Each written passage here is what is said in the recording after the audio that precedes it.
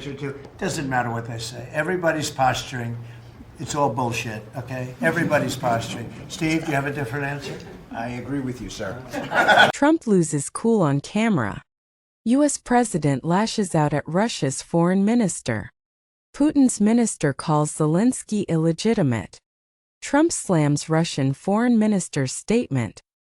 U.S. President Donald Trump responded to the Kremlin's recent attacks on President Volodymyr Zelensky's legitimacy as a leader, dismissing their objections as posturing in comments to reporters on August 26.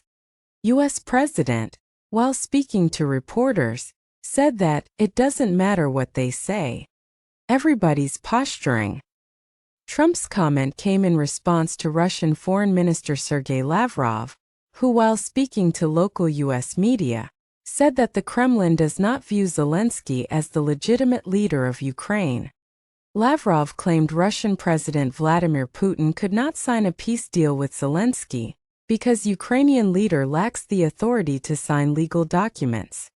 Lavrov also said Putin was not prepared to meet with Zelenskyy and had no plans to set up talks, despite Trump's push for a meeting and Zelenskyy's willingness to discuss territorial issues directly with Putin. Remember, the White House has called for a bilateral summit between Putin and Zelenskyy as the next step in negotiating a deal to end Russia-Ukraine war.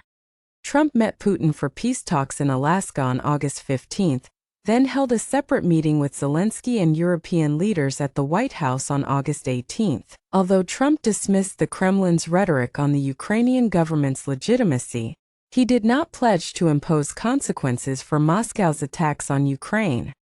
When asked if there was a deadline for Russia to make a deal or face penalties, Trump declined to set a timeline, though he did say economic sanctions were a possibility. Trump also said that his primary hope was to stop the war, and that he hoped to end the violence, possibly by imposing sanctions or by using a very strong tariff system that's very costly to Russia or Ukraine.